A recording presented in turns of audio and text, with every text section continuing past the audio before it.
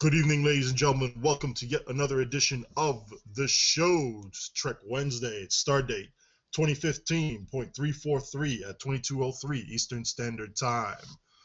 Leading us off tonight is our Chief Logistics Officer, Captain TimberWolf. Lead us off with a good howl, sir.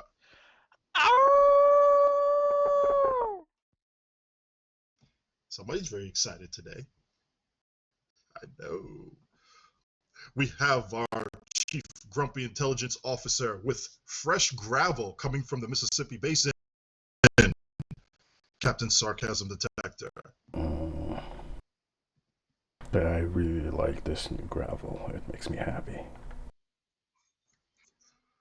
Dude, that's some like hold up, slow your roll a little bit.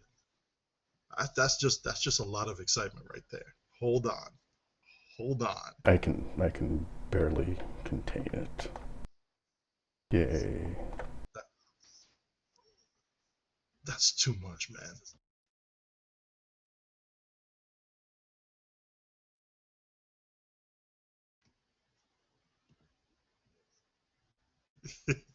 All right. Our Chief Ironic Medic, Captain MK. Hey, watch it. I'm the only guy that can tell you to go on vacation that you have to listen to. You know, you're right. I like to keep command, so I got to follow doctor's orders. He's right. Relax. Our Chief Emergency Role-Playing Hologram, Captain Allen of the Films. Good evening. I hear we got some good stuff coming up tonight, huh? A little bit, yeah. And our Chief Instructor with the new Instructor avatar, Captain TeacherKirby. Ow! Yes, howdy everyone. As you can see, Timber loves the new avatar. Thank you to Valican from the STO community stream for that one. He worked very hard on that. Came out very nice.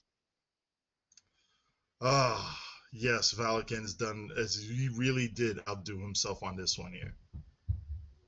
He did. It has a lot of details. You might notice Odinite's manticore in the background on the chalkboard there, the different torpedoes in the game, a number of starships on the back there, and yeah, nice little detailed touches.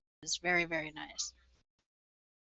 I like the little Kirby on the desk there, right above Dark. That's awesome. Anyway, we're going to jump straight into the show here, folks.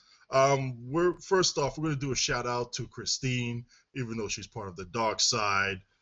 You know who you are out there, so just treat your man right and everything will be good. There's nothing wrong between a little Star Trek and Star Wars love, although we know we're Trek at heart.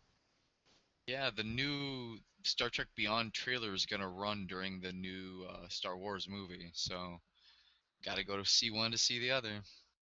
Or someone record it and leak it to all of us. Hint, hint. Hint, hint.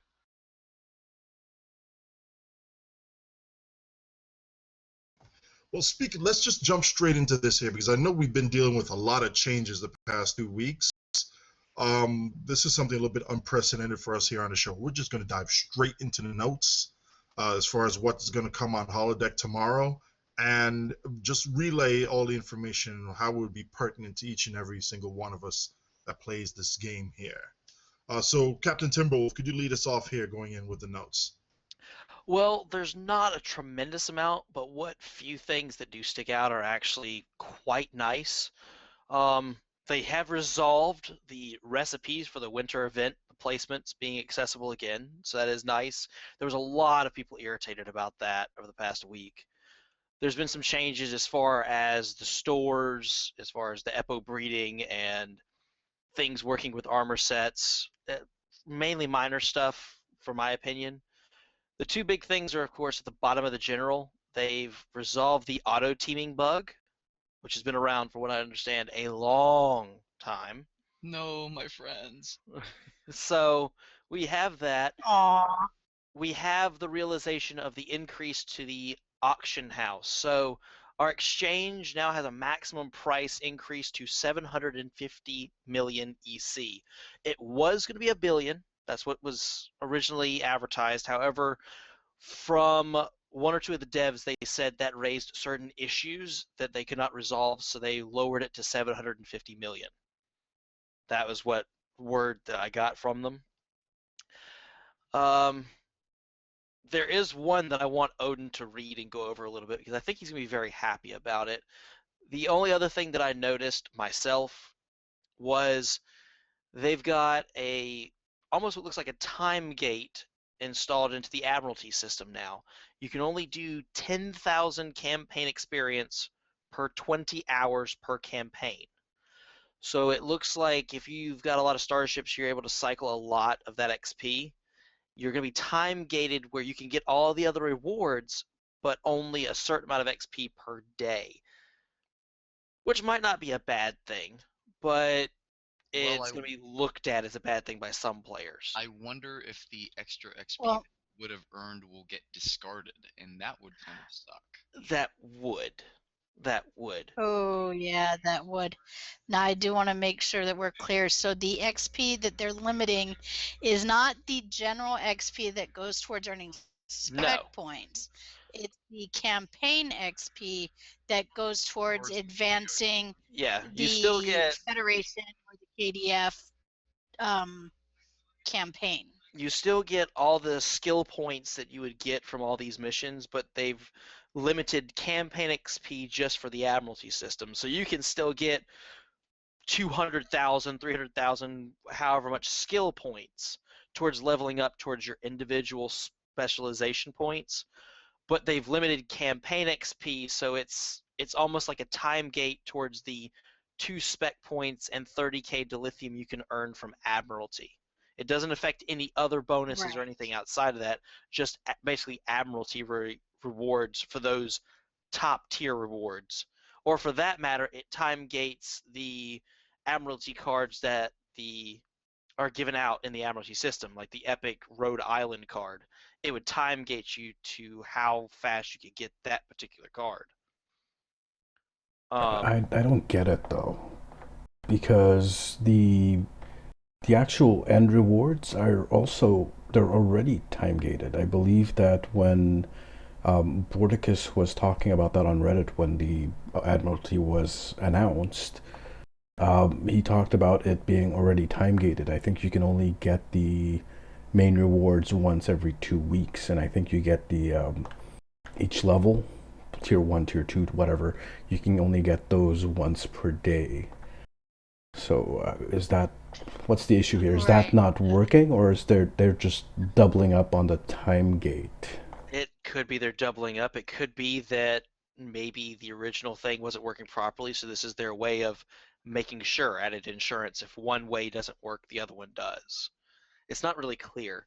They did, however, on a plus note, they resolved the issue that was preventing you to get the 10 out of 10 tour duty on the Klingon campaign from progressing.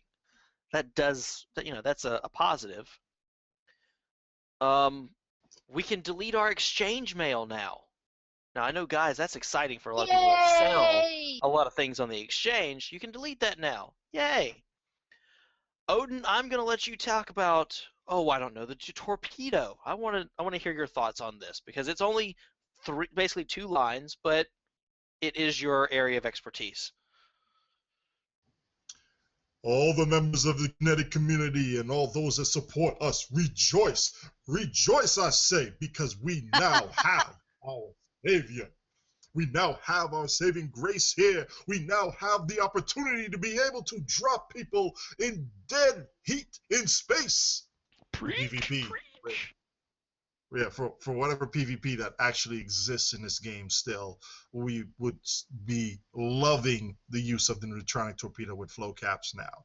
Because there's been a bug that's been since the inception of this torpedo that has finally been addressed, to where if you have the drain component on it, if you're looking at the drain component, it's supposed to last for 6 seconds. But only one torpedo's drain component actually stays on your target, and the timer starts after the last torpedo hits. This here, hopefully, this is what it means, hopefully, because we haven't tested it yet, but hopefully this means that each torpedo will apply the tooltip drain to the target, and they will all stack. They will all stack. So for people out there who invested in flow cap heavy builds, congratulations. The Neutronic Torpedo is actually working properly in that regard. All that's left to fix now really is the high yield underperforming as far as its damage component compared to torp spread for quantum torpedoes. And we might have to reassess the whole chemosite / all targets not benefiting from the radiation damage component, but we'll leave that for another day. Right now, we'll take our victories where we get them. And this one here is a very huge victory for all those people who have drain builds or invest heavily in flow caps with this torpedo and the quantum phase torpedo, or who just like to have Neutronic actually do some decent damage and shield drain. This is a beautiful fix. End rant. I knew you wanted to do that. The only other thing I see that's actually been a kind of a headache for players was when they did the inception of the separation between personal and space traits. We did get a lot more space traits to play with that were free. One of which a lot of people have been looking at is Fleet Coordinator. It's a 2% damage boost per teammate, and whenever you're teamed up. The problem was a lot of people weren't seeing any boost from this, or they might only get one stack for themselves. There was a lot of issues there. Apparently, it had to do with the trait refreshing itself, is what I'm reading from this particular line. It was never refreshing after transitioning to another map. So if you're grouping up for a crystalline catastrophe, it would not refresh transferring, so you wouldn't get the updated buff. So now we're going to have it refresh every 10 seconds. The other key thing about this patch that people have already started to think about, because it's refreshing every 10 seconds, they're thinking lag, because they're thinking that other powers refreshed. It's going to be a wait and see. We have to see if it's going to be a lot. The first theory is probably nowhere near as much as other things like beta or the inspiration system, but it's going to have to be a wait and see. It really is. Anything stand out to anybody that they want to really talk about? Yeah, I don't think that it's going to cause a lot of lag, because it's like once every 10 seconds. We had abilities that were echoing hundreds, if not thousands of times per second, causing lag, so that's not too big of an issue there. Once every 10 seconds times 5 for the number of people on a map. Yeah, I don't think that's going to be a big issue. There's other things causing lag in the game, especially recently, but we're going to talk about that a little bit later on in the show. One thing I'm sad about is the auto teaming glitch. That's a sad one. That's going away. That was actually quite a bit of fun. I'm gonna miss that glitch. Where this is basically, I'm gonna miss it too. I'm not going to talk about how the glitch works, but basically it's what allowed Klingons to get onto places like ESD, for example. Unfortunately, it didn't work in reverse. You couldn't get a human onto Kronos, but you could definitely get Klingons onto ESD. Yeah, it's sad. Sad day. I still have a picture of a They Gorn. would immediately get shot. Oh yeah, I still have a picture of a Gorn biting the head of the bartender in the club there. That was a lot of fun, but Wow. sadly, no more. Guess he wasn't a fan of the Sonaran surprise, huh? Well, there was some kind of surprise there.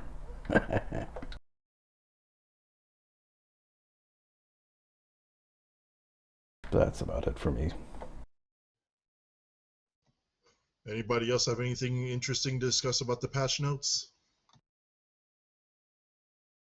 No, I guess I'm a little curious why the cap was adjusted from the original 1 billion to 750 mil. I can't speculate on why. I'm sure someone can.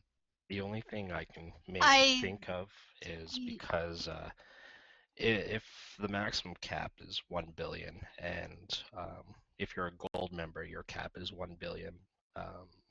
If you put up something for $1 billion or billion EC and sell it, you're gonna lose out on whatever you have. Like if you have 500,000 in there already, you're gonna lose out on 500,000, and then there'll probably just be more complaining about it. Blah blah blah. I missed out 500,000 of my sale. Could So be. that's They could probably always that's really they the could only always reason. bump the personal cap higher as well. But And that's what I was thinking about too. I'm like, all right, this is definitely going to be a problem with 1 billion cap on the exchange and 1 billion cap for gold members. So I mean, something's got to give. the truth is we are seeing inflation. I mean, look at key prices over the last 6 months. Mm-hmm, Oh, we are. sweet Jesus. And so if limits are staying static and inflation is occurring, I don't. That's going to stagnate the economy from everything I know about economics. So I don't know. Maybe that should get looked at again. Yeah, maybe they should increase the EC cap to 1.5 billion. Yep. Maybe 2x. Or double it. yeah, Yep. or double it to 2 billion. Yeah. Yep. I don't know anything about STO's specific economy, how it works, et cetera, et cetera. I don't even pretend to. And so maybe Do there's you some want a 101? unforeseen consequence of doing so. Can I give you a 101 on the economics of STO? It's messed up. Yeah. And 101. Truth. Truth. Preach on, brother. Truth. We'll get Mr. Moneybags on the show to do an economics 101 with STO and probably get him over with the Grand Negus and a couple other folks and have them all hash it out in economics 101 spreadsheet edition. Kiss the staff. Yeah, we'll go on. No, nothing. Just kiss the staff. Oh, I'm not going to kiss that staff. Forget that. Too much dirt on that. Hey man. now. Anyway, on to something a bit more pleasant, like the re-release of the Shashar. Who's excited about that? Because I know I am. Re-release? I'm excited. Well, Why? How It's many probably re's? released 3 times over, but still. I like the Shashar, but why now? Yeah, that is Well, the big wasn't thing. the first time it came out around winter anyway? For I mean, me, I kind of remember it coming out around this time period when the Winter Wonderland event came around, and that's I like, guess it could be a time. I didn't think about that. I just thought about it in context of the winter event and the people picking up the Resurrect and things like that. How weird it would be to have the promo with the Shashar, but I didn't think about it being timed. Interesting. well, I Yeah. do remember this. It was around this time period because the trait on that ship was what I wanted. As something like, oh, I get to fire another high yield whenever I fire a high yield. This is awesome. Let me get this thing now. This is a good thing. Go ahead, Kirby. No, didn't say anything. I was just going to say, I did a little Google search, and it looks like, last year, December 9th, 2014, around that timeline is when the Shashar was released. so it could be time gated. There is these promos come out every 3 months roughly, and there's a rotation. So in 3 months we're probably going to see the strike ship, the Jamatar strike ship, if there isn't a new promotion ship out by that time. After that, we'll probably see the Anoraks again, etc. So there is a rotation of those things. The bright side is it should push the Shashar's prices down, and with the increased cap of the exchange, it should be able to get one off the exchange now. It is a decent ship. I believe it's going to be like before, pop out of the DOF packs, promo DOF packs, and it'll come out in its own little box that you get to choose the Intel or Command variant. I believe, Odin, you've been looking for a Command Shashar for a while? That is correct, and you damn well sure I'll be buying a lot of promo packs, whether with EC or Zen or convert Dill to Zen for it, but I'll definitely be in the market for one. Hell, it's just good that the trait is back rotating through the market, because Torpedo Barrage is a very good torpedo build trait. It's almost, I would say, if you could have one starship trait aside from all hands on deck, and aside from omega kinetic shearing for torpedoes, for torpedo ships, this is the trait you want to have next. If you could afford it, get it. If you can't afford it, save up for it over time and get it. It's that good. Like, I feel gimped not running it.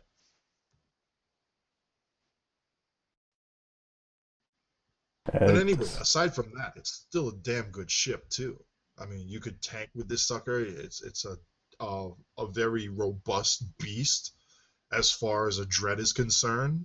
A 5-3 layout, you'd even lend itself nicely to a kinetic boat if you wanted to run that. It's a little slow for that, but that can be mitigated somewhat. It is probably one of the better, if not the best, dreadnought cruisers out there. The only downside to it are its pets. The pets are stupid. Just about as stupid as the Vonth pets, if not worse. Yeah, but that's more towards like pet AI than anything else, though. Let's not get started on pet AI, because I could probably go on for hours non-stop ranting about that. We'll save that. Oh, We'll save that. goodness gracious. What does the I stand for in pet AI? Not trigger him. And he's intelligent. Trigger the man. Well, all right, and Vel has his entire write-up, which I'll throw a link in there later on anyway, as far as why the Shashar is good, and he has his thoughts on the Intel versus the Command variants, on why that one's better than the others. And yeah, we all have our difference of opinions and builds with it, but either way, if you're looking for a nice ship and you have one or two or three, sell one, equip one, and then give one to your best friend. How about that? Now, moving along, we have a whole bunch of changes with the winter event here, as well as a nice little synopsis. So I believe our Chief Emergency Role-Playing Hologram has immersed himself very nicely in the environment, and he's going to give us that. And then I have a couple of follow-ups questions here with TimberWolf, including an interview that he's done recently.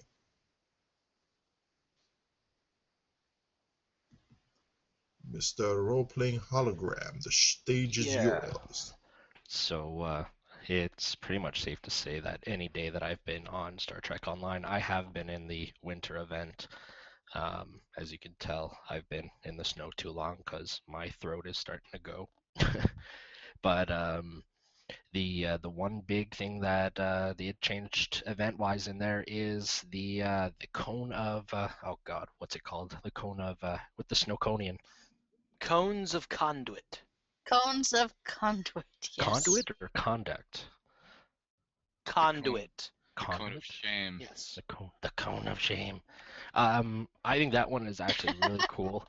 I do have to say that the snowman is he's got a lot of hit points to him. It takes a lot longer to and Scott Ross has said conduct, whatever. The snowman seems to have a lot of hit points to him more than Attacking the him directly is less effective than making sure the Snowconian stays alive, basically.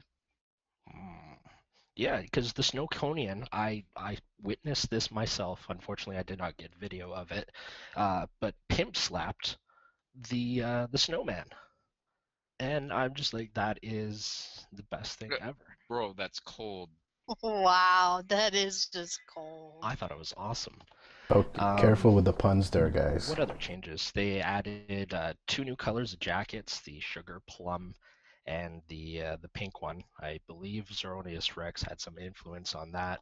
They added some more weapons, and it's my favorite event. It seems like a lot of people were having fun. One suggestion that I put up on Twitter is whatchamacallit, curling with tribbles. That would be a lot of fun, but that would be awesome. That is brutally Canadian. It's very, very Canadian. That's why I thought of it. But what do you guys think of the winter event so far? I'm liking it. I like the new. I'm loving it. I have Cones every of snow conduit? weapon. Oh god, yeah. Great. I like even the new space bridge officer ability.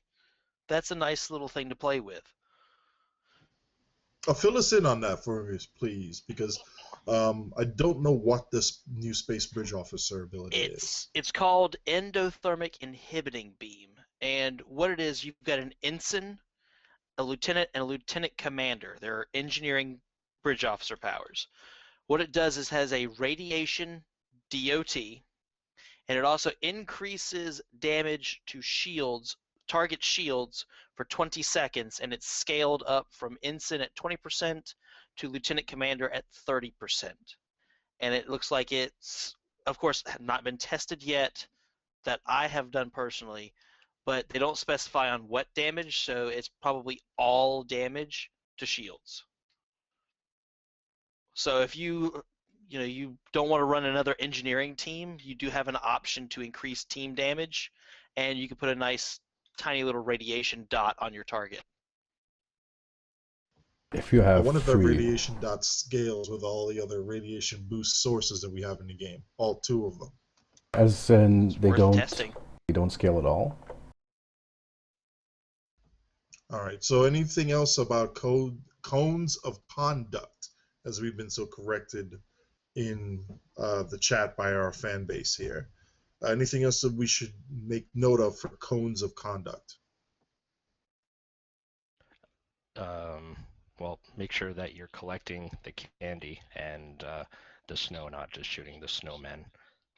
That is very important to make sure you keep refilling the candy or the syrup. As I said, the goal is really to keep the Iconian alive, the Snowconian alive, not shoot the snowman yourself, because it's way less effective. You'll be there for a while.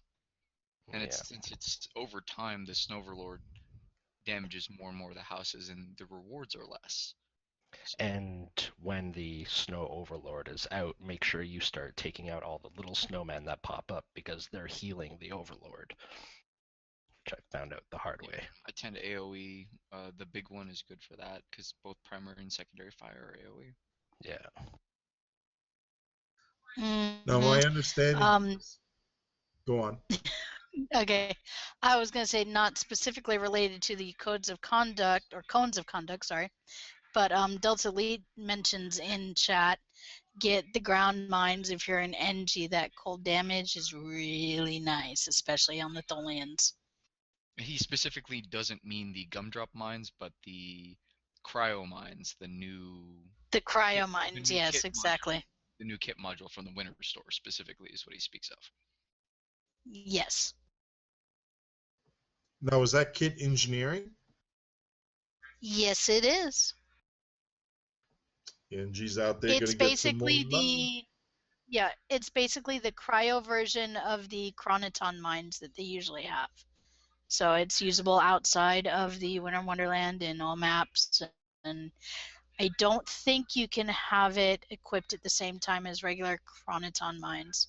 But yeah. But they're saying it's looking really good. I've heard him talking about how it's pretty high up there on his list of damage when he does in the grounds, and especially nice with the Tholians because they're susceptible to the cold. Thank you for that tidbit, teacher. Now, Mr. TimberWolf, my understanding was that you had an interview that was conducted inside the Winter Wonderland not that long ago. Yes, I did. MMO Anthropology. He had been a part of 1 or 2 of my streams earlier in the year, and he'd been trying to actually peg me for an interview. And I finally caught one of his emails. He directly emailed me. So he does these interviews not so much just to interview the people, even though he does that. He does it for his research. He does anthropological research on the MMO communities and everything, and that's kind of what he was trying to get from me. We had a very nice conversation. Of course, during the middle of it, we got attacked by snowmen because, yeah, that happens. But it was a nice interview, and I am invited on his streams later on down the road. So, but it was a nice, I believe, 15, 20-minute interview. So I thoroughly enjoyed it. It was kind of surprised of me being interviewed versus me trying to interview other people. So I liked it. It was nice. Different change up for you, huh? Absolutely. Now, MMO anthropology, I'm assuming that they are actually he's actually trying to do a study of people and how they play the different MMO games and how they've evolved over time, as well as the players and the people Yes. engaging in these type of games. Yes, and he's done Star Trek Online before. He's trying to bring that back to his content, but he's done other games that are MMOs. I think he's got World of Warcraft and I can't remember a few of the other ones. I have to bring it up, but he does this on a rotationary regular basis, and then he'll do live streams with some of his buddies, and they'll talk about like the last one I was a part of that I witnessed was they were all talking about the winter events and the various games they played and what was being offered and what people would be doing and that kind of thing. So he's got a very interesting channel going. We'll put that link in the description. So it's just interesting to listen to all the interviews and what people are saying about their particular MMO or their perspective of the game as far as not just what they do, but also the communities that they're a part of. So it's been a nice watch to watch several of his videos and trying to learn these different perspectives, especially for STO. Yeah, we'll definitely put a link into the MMO anthropology channel, as well as your interview that you've had with him. Also, you had something here about the winter event and player changes or player suggestions on changes. Yeah, with the winter event, they're always adding in little things and everything. So, kind of started asking people, what would you change? What would you add? I was even able to slip a couple of these questions to some of our devs that we're able to talk to on Twitter.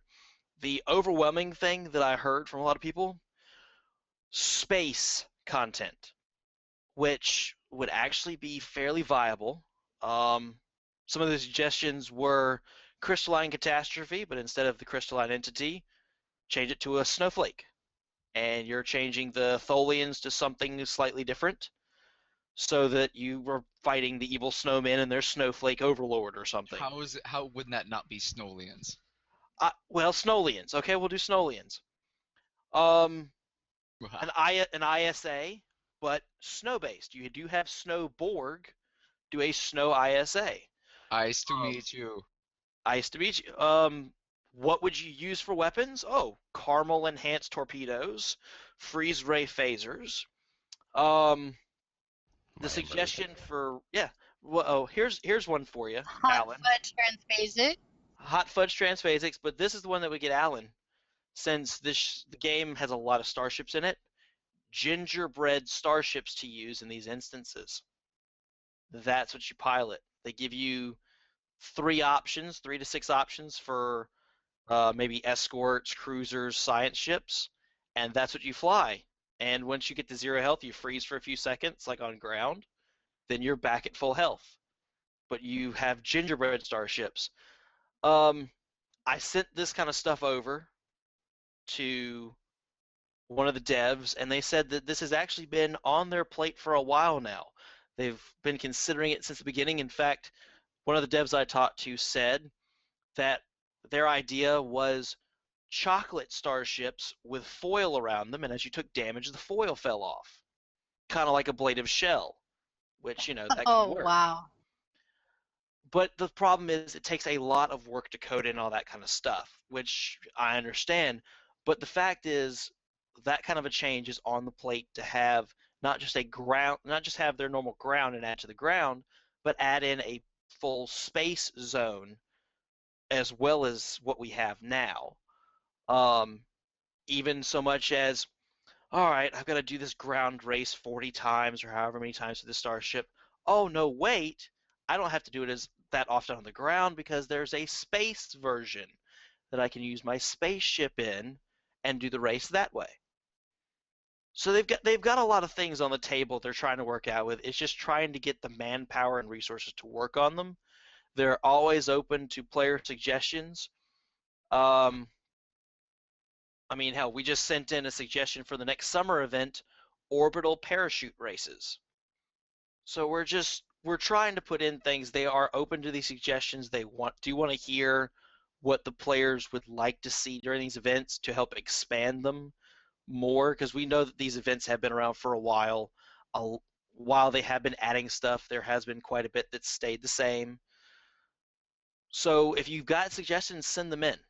They might be able to just say no, or they might say, hey, we'll look into it, but they are open to it, and probably a lot of them they already have on the table and they're looking at right now.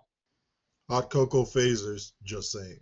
Hey, no, well, you could use the cocoa as dust in a snowblower type effect. Marshmallow torpedoes. Earth snow dock. Nice. Well, there was something you were saying about dev interviews here. Didn't you talk to a dev, or is that up and coming here shortly? That's actually up and coming. For those of you that are not part of DPS After Dark, I did leak that on our TeamSpeak, but I talked to Trendy. I talked to her early in the month. Actually, I think it was actually late last month. I wanted to peg an interview with a dev, and she okayed it. I've got the okay with all the questions and everything. I will be interviewing Zeronius Rex live on Twitch. It will also be recorded for YouTube at the same time. It will be next Wednesday at 9 p.m. Eastern Standard. So 1 hour before the show starts on Wednesday, I'll be doing a live interview with Zeronius Rex of Star Trek Online. I'm actually really excited about it. It's a huge opportunity. So the fact that they okayed questions and they said okay to it quickly is a very good thing. We just have to work on the next step of trying to get one on the show. That's the next step. Yeah, man, that'd be awesome. Yeah, Trendy, you got our questions. Call us.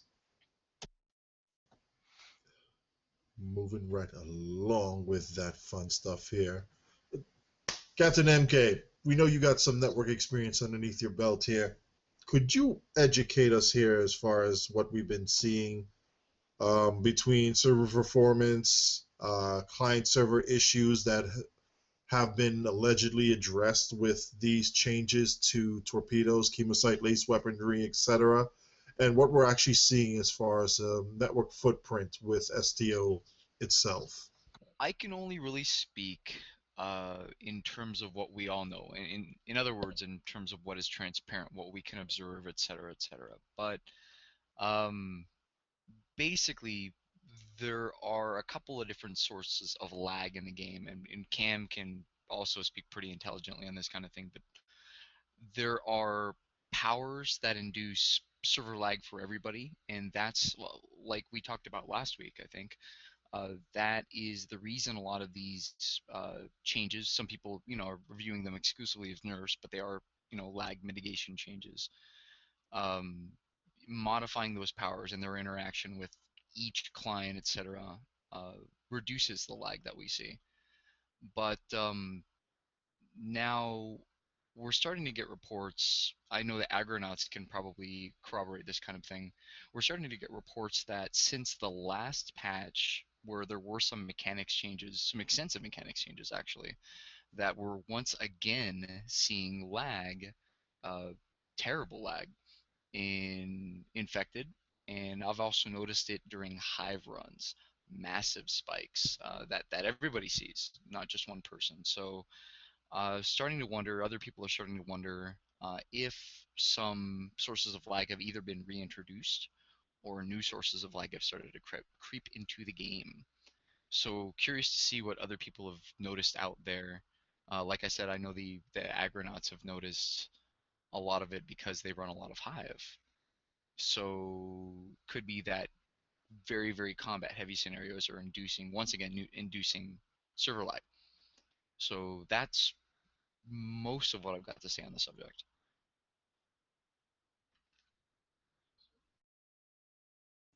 Yes. Loud and clear. Okay, I just thought my audio was broken there for a second.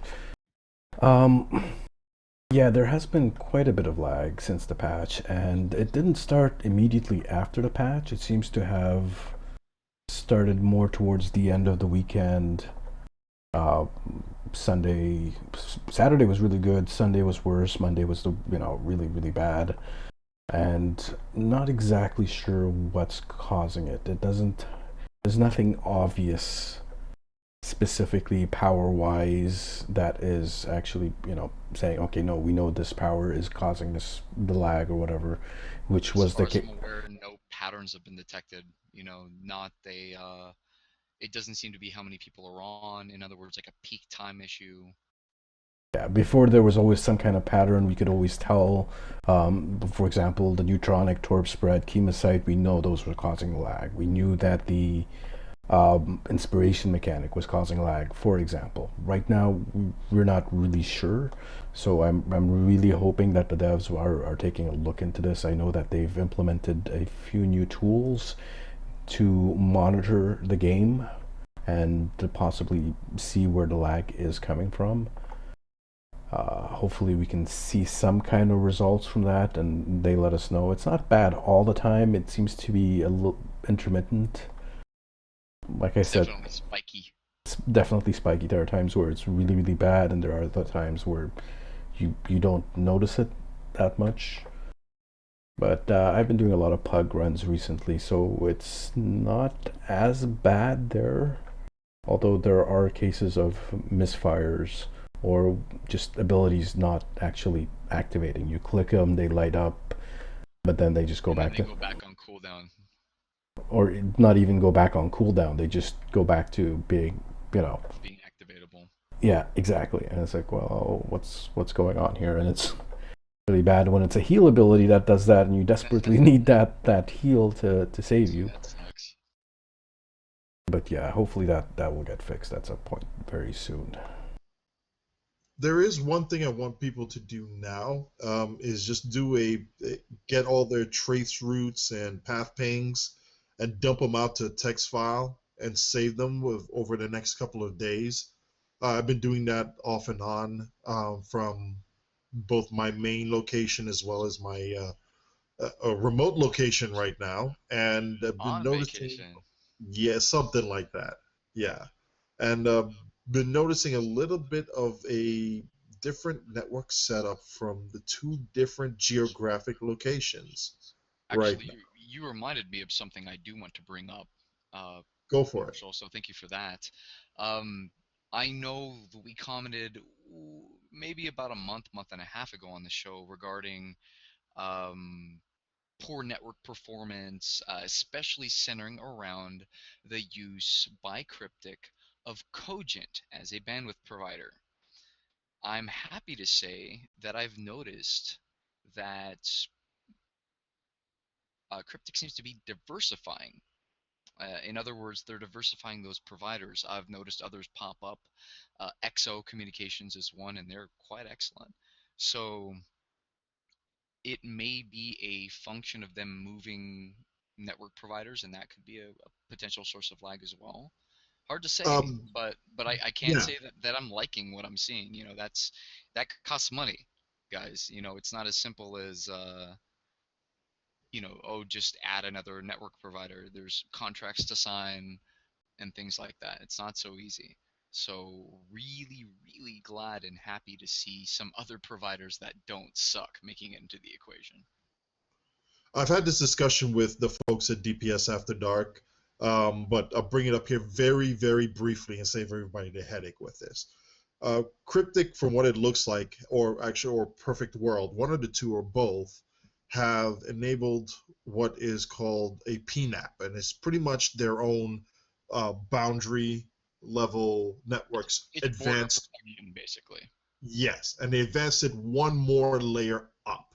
And what they would do with this is that instead of being completely reliant on one provider, in this case Cogent, to feed them all the bandwidth from all the traffic from everybody else around within that region or within their entire network, they're saying, okay, we now have multiple pipes here where we can have multiple providers feeding us data in and out, and then we can do our own routing or our own balancing based off of traffic. Or, for example, if one of the other providers decides to have a bad quality of life day on Tuesday, they can redirect some of that traffic going out through that network and distribute among all the other networks there. So they would have more control over what they have as far as providers and routing. So there have been some fairly major upgrades going on as far as infrastructure behind the scenes. This isn't something that a lot of people get credit for or thanks for, so I'm going to point it out here.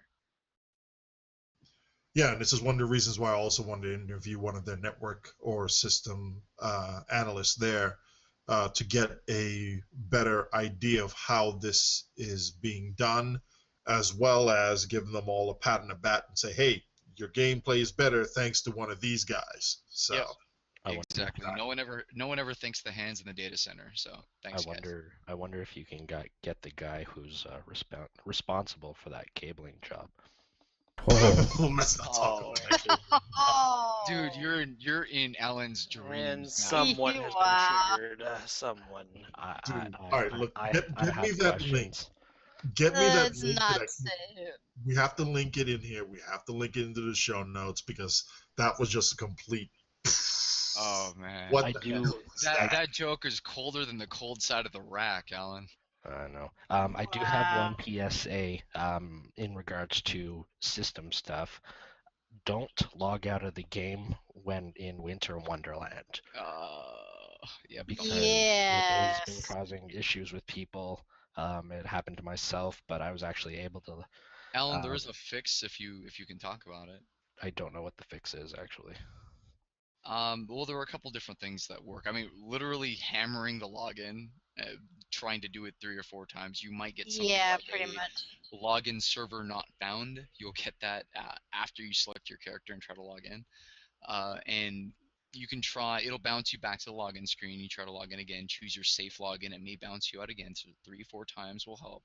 Sometimes logging in on another tune and then back in on this stuck tune can help. Just the regular type stuff. Try to solve it yourself before contacting support, but just hammer it a couple of times and see if that works.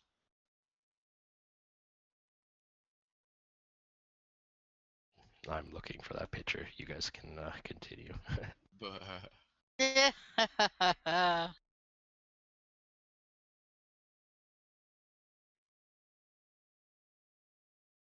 There we go. Sorry about that. I forgot to unmute myself. What do you know? Anyway, going on with some of the changes we had from last week, wanted to do a week 1 analysis of this. And we know our chief of cheesy tactics here is dealing with exams, so good luck to him and all that fun stuff of studying. I know how that is. I already finished mine. Sucker. Anyway, so yes, yeah, Chief Intelligence Officer, please lead us off with this. All right, so I'm gonna just break it down, the changes that happened based on the weapon type that you're using, beams, cannons, or torpedoes.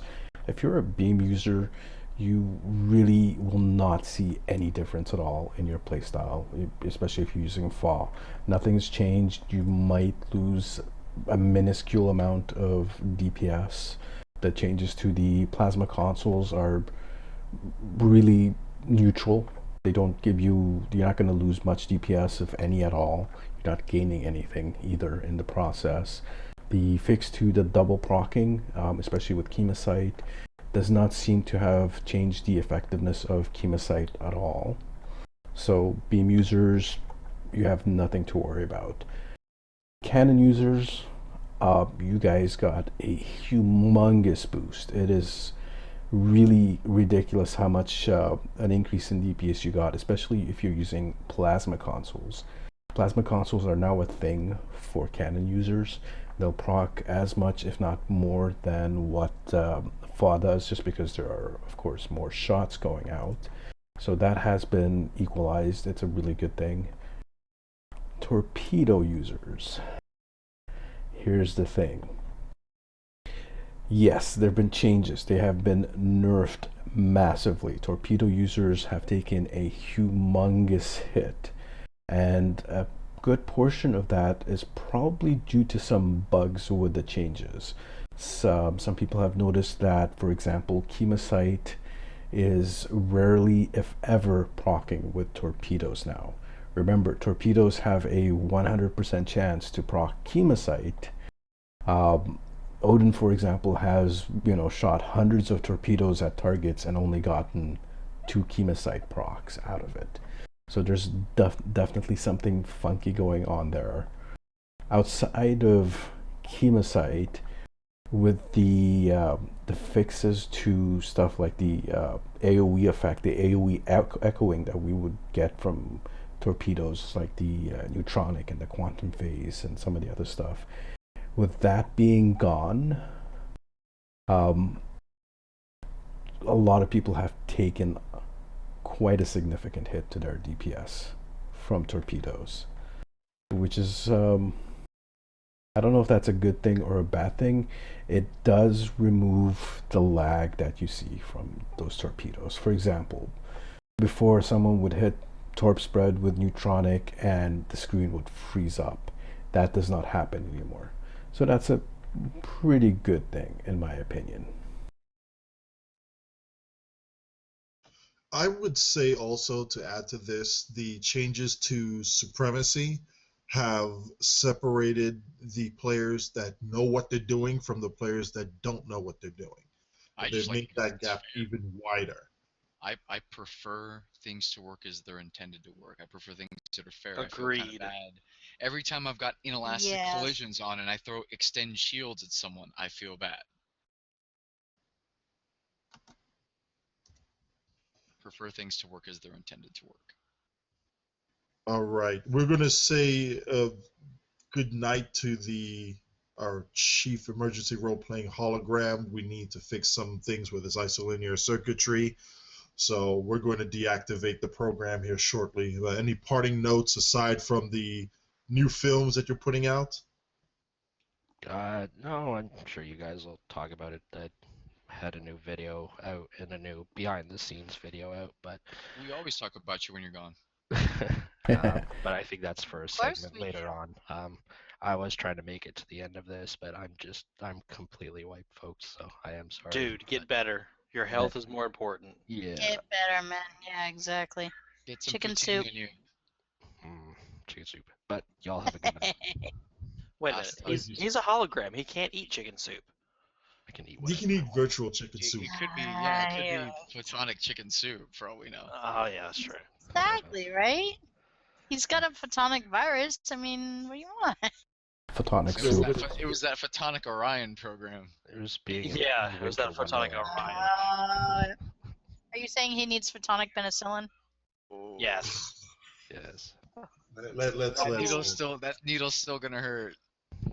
Oh, Right. this is good for a worse conversation right now. I can't even DPS After believe Dark. it is DPS After Dark. Well, speaking of which, actually, you know what? The rest of the torpedo talk can wait for about a minute or two after that. Teacher, we got something coming up here real soon with you, don't we? Yes. Yeah, what is this thing about DPS After Dark? Yes. So you've heard us talk about this before. I'm starting a live stream, basically all the crazy crap we do on TeamSpeak. This shows the more serious side of what we do on TeamSpeak. I'm going to highlight all the crazy ass stuff. So over a week from my first appearance on the show, over the next week, I recorded everything we did on TeamSpeak. I've cut it down to 140 clips. I've had all the guys on the TeamSpeak voting on their favorites so we can narrow it down to like a top 15, top 20. I'm going to put it together into a kind of a sampler of this is what we do, come and listen in live. I'm thinking now it's probably going to be Fridays to start with after midnight Central Time. Because of my internet data restrictions, because streaming takes a lot of data. And yeah, so in preparation for that, I've set up a YouTube channel, which is also hosting my Teacher's Corners videos that I just made. And I also have a Twitter feed at DPS_after_dark. So tune in there for updates on progress, but I'm looking to start by New Year's, because I'm giving everybody till Sunday to do the A on their favorite clips from what I've collected. So I still say me and Odin have the best number one clip. I'm biased as hell, but I yes, still say that's we have the number one. Yes, I would agree on that, and that's making the cut. So there you go. You don't have to broadcast that. You know that. God. But we do, because I was sick for that clip, and that was amazing. It was still amazing. It was hilarious. We're also going to have any link that she does for Teacher's Corner or anything for DPS After Dark. If you're a part of the Facebook groups, she does not have her own personal Facebook to post it. So myself and others as part of the show will be posting anything that goes on her Twitch or her YouTube will be on the Facebook groups. They'll also be on Twitter. We're going to make for sure we advertise this because, it's another good aspect of the community that we want out there. So rest assured, just like we advertise all of our stuff that we do individually, this will also be advertised just as much. I want to point out that Kirby said that the show is the serious part of this crap, so... Yeah. Well, when you compare it to DPS After Dark, it is. She's got a point. The reason I went mute for a second is because I was laughing really hard at that. So. I'll bet you were. Hold on. We're serious? No. Like I I said, think it's a comparative compared thing, to but I'm Dark. almost insulted. I don't Oh, like this come talk on. about seriousness. Well, then let's go to a serious topic. Let's go to the next topic then. And the serious topic of the DPS League doing a partial reset of their league table. I will let Cam This is go over serious. this. I'll let Cam Serious go over QQ. this. Because this is actually a very good topic, and I'm going to let him lead into it. Go ahead, Cam. Yeah, I don't like all this serious talk that's going on. I like to be happy. and We'll give you more gravel. You'll be okay. More giggling, that type of stuff. That. Anyways, moving on to the DPS League's partial reset. What we've done, because of the major changes that occurred with the last patch, and there were some pretty big changes, especially to torpedoes, we decided that we were going to reset the league. Not fully, partially. So what we did is we removed pretty much all the parses that had torpedo spread, chemosite, and neutronic in them throughout the whole league. We also cleared the CCA tables and the HSE tables, Hive Space Elite, because they were heavily influenced by these particular mechanics. And also, in addition to that, we cleared the league, the ISA league, of parses of 75k and above. So people now have pretty much a fresh start to compete again, and they don't have to compete against mechanics that have been removed from the game, mechanics that were broken, such as the Torp spread, chemosite, neutronic spread, etc. So people have been pretty much pretty positive responses to this particular reset of the league. In fact, on the Reddit thread talking about it, I believe one of the operators from the other league was pretty much for this. He was. One thing we didn't do is we didn't actually touch the memberships of the channels themselves, so no one is going to be kicked out of the 75k channel. However, this is something that we've been kind of talking about recently, the admins. We probably have to sit down together and discuss it a little bit further. There have been people who have been struggling to get their previous records. I know some big mouths that used to have like 160k before are struggling to get 80k now. There are people who are in the 75k channel who got there just because of the broken mechanics of the Torp spread, chemosite, neutronic, etc.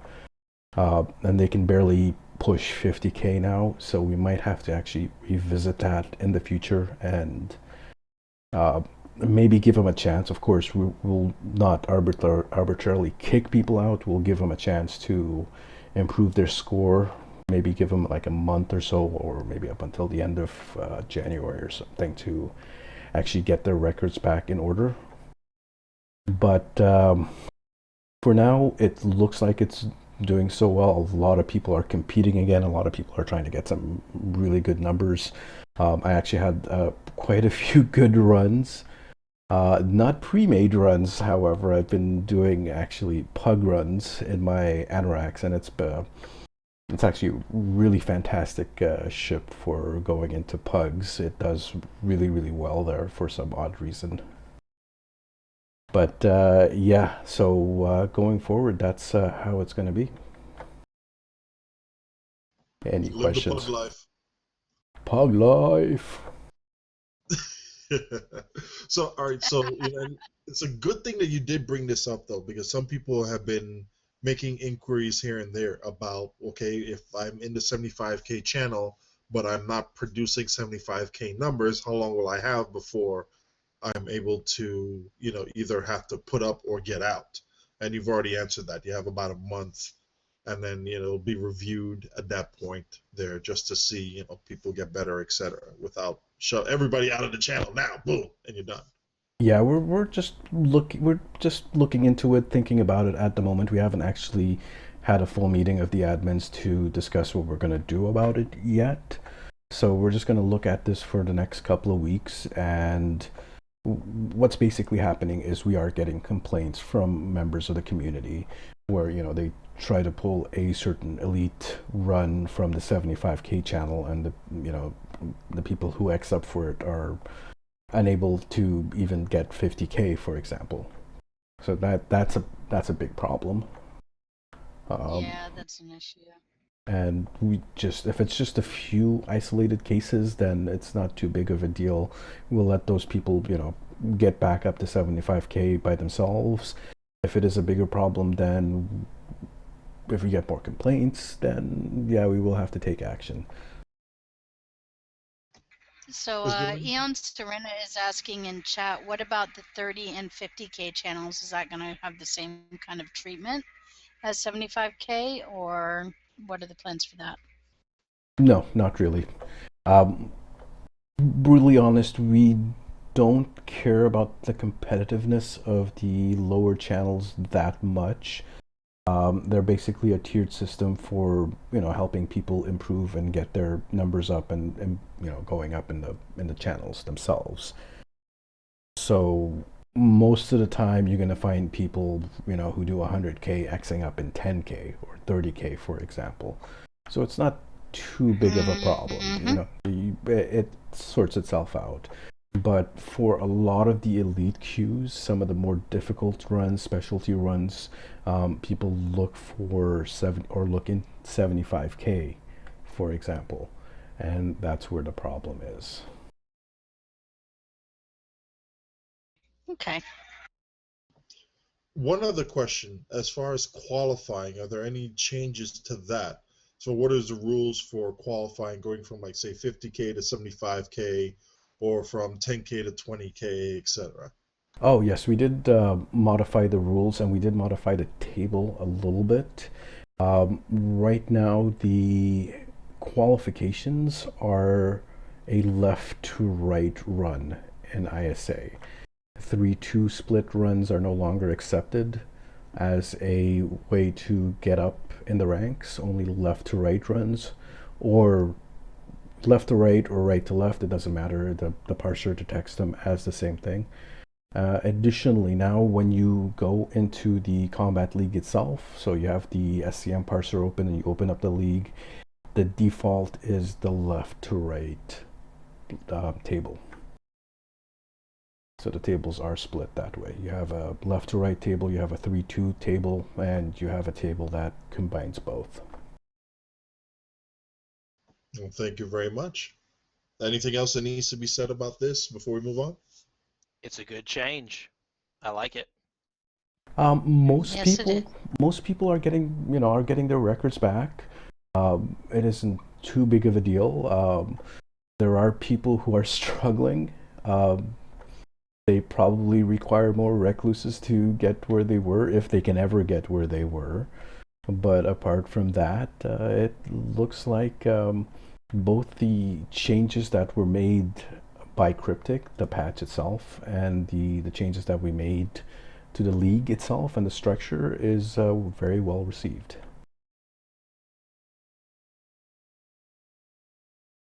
Nannies, I just want to point out to Eon, nannies, we will never ban nannies. We will never ban any type of game style. People are free to play however they want. It's not really that big of an issue. We just want to make sure that... I believe it came... I believe the question came up, or what Ian was responding to a question by Zach Morgan. Why aren't 3-2 runs accepted anymore? So we want to be clear, Zach. They are accepted on the table. It's a separate table from the qualifying or from the default runs. 3-2 runs are not accepted for channel invites only. You can still upload your 3-2 parses and they will go on a 3-2 table. Here's the thing. You can game your DPS by going on a 3-2 run. The point of the left to right runs is this: it tests your consistent DPS. Is basically what it is. This is what your DPS is. So this is what you will have consistently. On a 3-2 run, if it's done quickly enough, it will give you basically it'll measures your spike DPS instead of your constant DPS. And that's the difference. Yeah, folks, they did that so I can't beat Spencer anymore on his big run. So, yeah, congratulations, Spencer. Yeah. The Kinect community will strike back. To be fair, Spencer is one of the top pilots in the game. Yeah, to be fair, he's the chief of cheesy tactics. He does have cheese. It's Limburger, but he has it. He does. He does. You think Spencer has cheese? You guys haven't seen me do PvP. Shall we? Oh no, man, you're nothing. You're nothing. We'll handle some PvP. How about that? We'll do a dual stream when I get back. Well, Odin, you want to lead us into our next topic? Because I'm already liking it. I'm actually going straight over to the teacher's corner. I don't know about you, but I'm already in class, ready to learn something. So. Well, that's our next topic. Is we teacher's got corner. Odin excited. We have a new addition, and she's got a video for this on her channel. It's one of 3 that she's already done, which we have all 3. They're gonna be in the descriptions right now. But what is the newest one that you have for us, teacher? Okay, so the newest one is auto firing on the ground. Yes, I said auto fire on the ground. It is possible.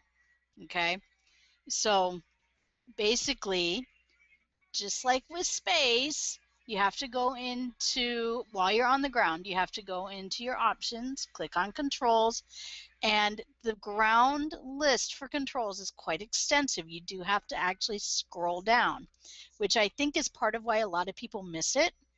The other thing is that the default mode for ground, and I don't know why they did this, but the default mode is that it's disabled, the auto fire option. So if you scroll all the way down, the very last choice is the auto fire, and it has the same drop down that space does with 4 options: disable, toggle target change cancels, toggle non-combat cancels, and toggle never cancels.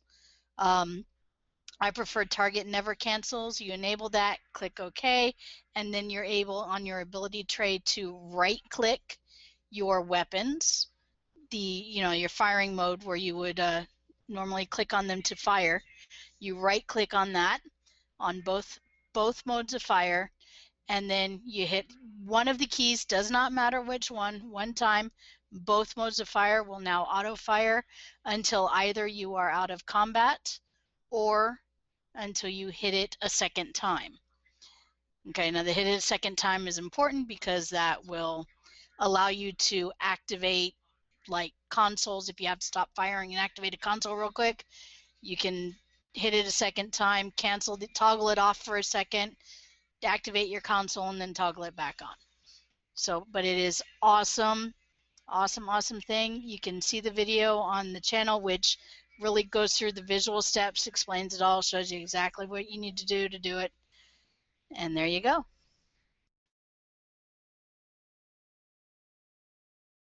You've already got an apple on your desk for this. Amazing work. Forget this, man. Is class I'm dismissed just now? surprised that Odin is excited for something on the ground. I love it. Yeah. We're gonna get him to get his boots dirty yet. Shh. People aren't supposed to know that. Yes, class is dismissed. Yay! Let's go blow something up. Oh wait, hold on. We got a couple more things to cover through here in the show notes. We have some videos that are up here, and I am definitely going to be loving this one. Astro Zombie, one of our space aficionados here. No relation to the Borg whatsoever. Trust me, is it? He's got a couple videos up there. This one that we're going to put in the show notes, as well as the one previous. Actually, the previous three you should enjoy. It involves blowing up a lot of people, and it's very, very damn funny. And I'll leave it at that. So, well, sorry, this particular video, Jaws in Space, was a pug run that both myself and Astro Zombie went into.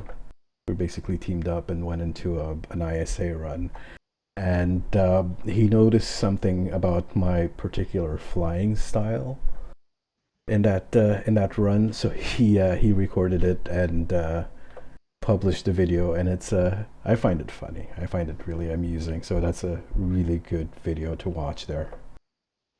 I'm wondering if this is related to the Reddit comment that was posted saying that that one of the guys there who commented had met you and one other high DPSer in an ISA run. I'm wondering if this is the very same video. It is the very same video. Oh, this is going to be freaking good. I'm going to love this show. Awesome. That was an evil laugh, Odin. Oh, you have no idea. You have no idea. There's one put out by Zeph Films. Zeph Films features the Winter Wonderland video, with a bonus behind the scenes of making this same video. So for all those people who want to know how to do it, how the magic is done, he opened the curtain and showed everybody the inner workings. So yeah, definitely check it out. There is a second video that I released after that goes a little bit more into that. So I recommend you actually visit his channel and take a look at some of his more recent videos.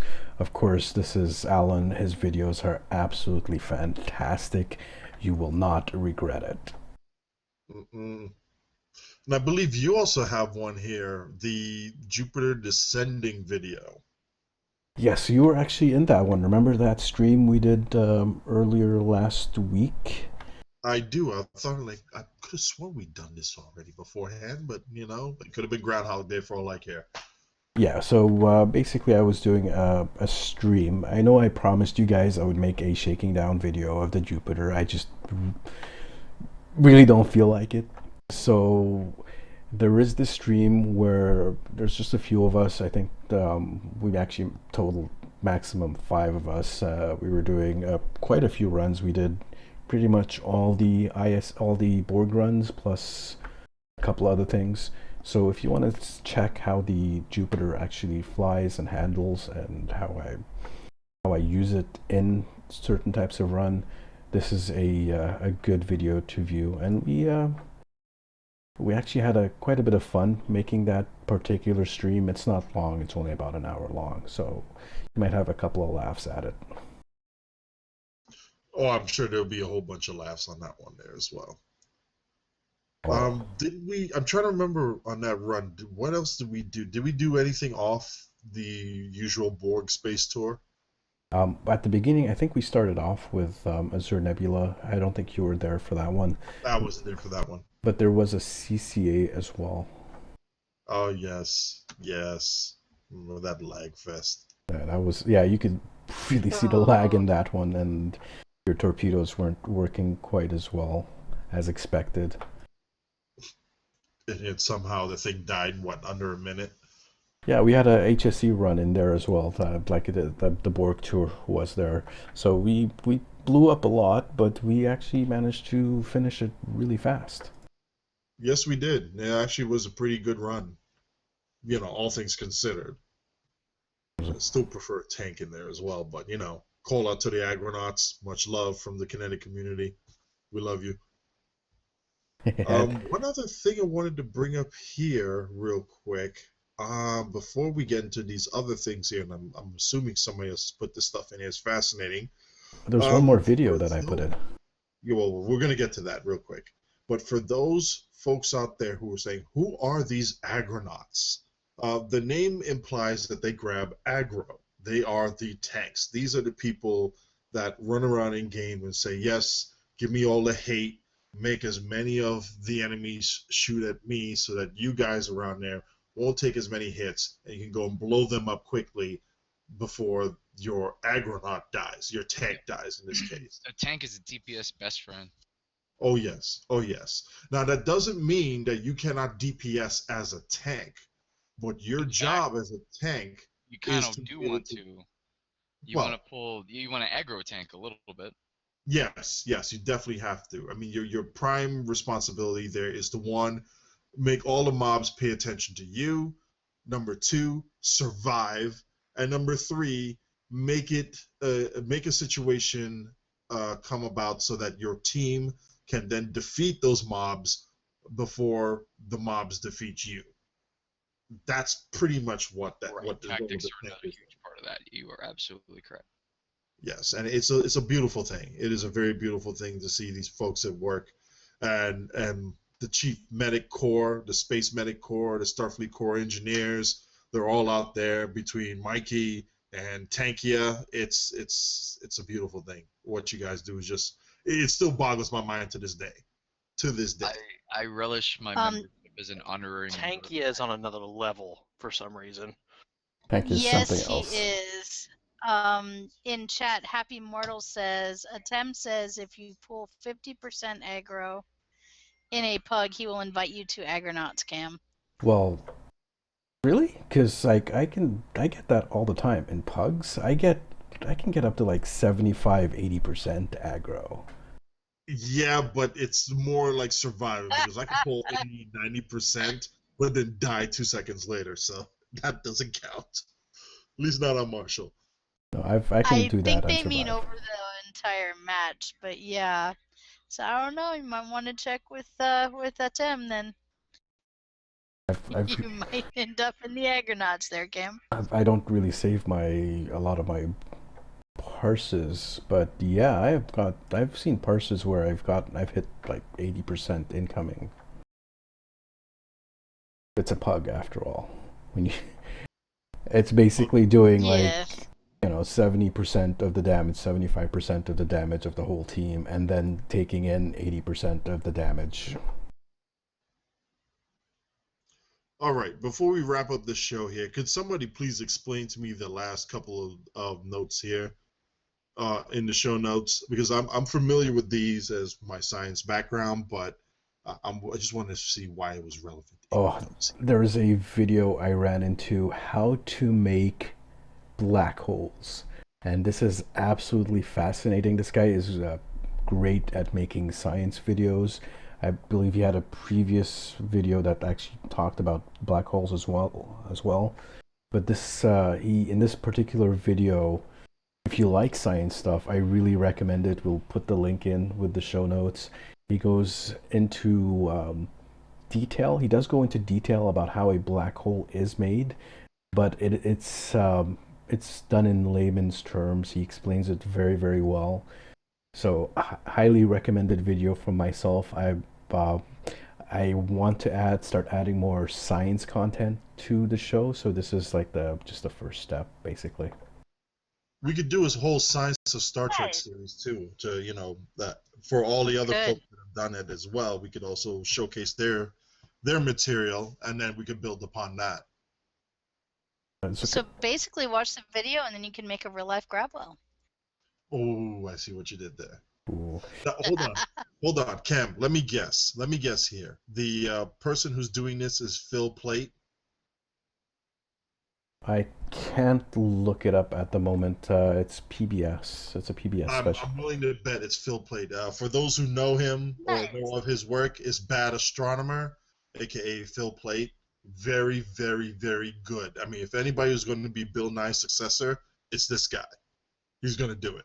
Yeah, he's very clear. He explains things very well and makes it very interesting.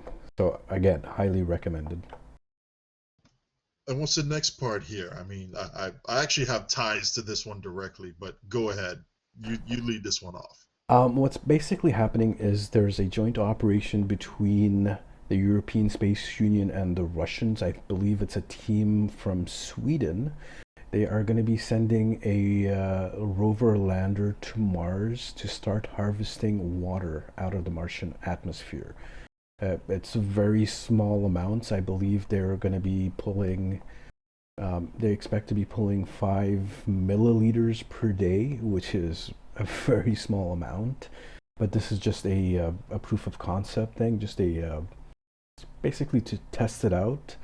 And it's going to happen in a couple of years. And if it actually works, then they can scale this up quite a bit and perhaps lead up to a actual manned mission to the planet Mars. Well, the other possibility too is that they could Nice. just tow an asteroid, a water ice asteroid, into orbit and just sort of nick off it as they need to. That's another thing I've heard of. As far as getting cheap water to Mars, it's in the asteroid belt. Most of the stuff Yeah, in the I know. asteroid belt is rocks, actually. Yeah, but there are water ice asteroids in the asteroid belt. Oh yeah, there are tons of it. I mean, water is very, very, very. I don't know what the proper word for this. Very abundant in the solar system. Yeah, and I specifically say even water ice as opposed to methane ice or anything. Right. It's specifically frozen water is available in the asteroid belt. Yeah, Yeah, you're right. water in many forms is available within the solar system, and we see the majority of it as ice. But you can easily get that from most of your passing rocks that are just floating by on the Earth, above the Earth. And if you are able to do any sort of orbital insertion either into the moon or to the Earth itself, you can extract as much water as you need, break it down for fuel, and then use that as your launching platform to go to wherever else you need to in the solar system. You just For reminded starters. me, speaking about Actually, water nice. and the solar system, an article I read earlier today about the planetoid Ceres. I don't know if you heard that one. It's, I The Death believe, Star? Ceres. No, it's the largest asteroid in the asteroid belt. Yeah. Doesn't it have a crater on it that makes it look like the Death Star? Yes, and we've been for the longest time suspecting it was water, but we weren't 100% sure. I believe Cam has some information on this. If I'm not mistaken. Yeah, what this was, they were actually talking about the bright spots on Ceres. Ceres is no longer considered an asteroid; it's a dwarf planetoid. They've upgraded it, I guess. But there, in pictures of Ceres, there are bright spots on it, and they've been wondering what those bright spots are. Most of them are concentrated in craters. They've discovered now that those bright spots are actually briny water.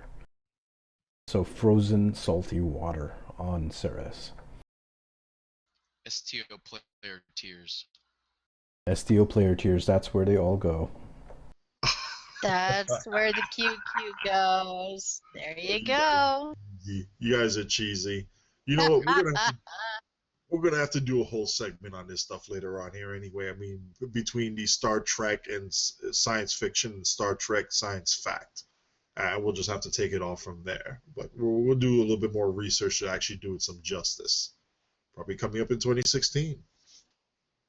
So, with that said, we're gonna close up the show here. We'd like to thank Mr. Valkin for providing us with the very nice graphic that a lot of us are still going to be stuck on looking for hours on end. Oh, hey. DPS After Dark.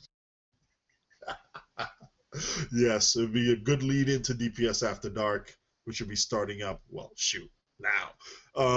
We'll thank our Chief Intelligence Officer, Sarcasm Detector, for all the information he's got, including the actual science tidbits that he's thrown us out there. Thank you very much, sir.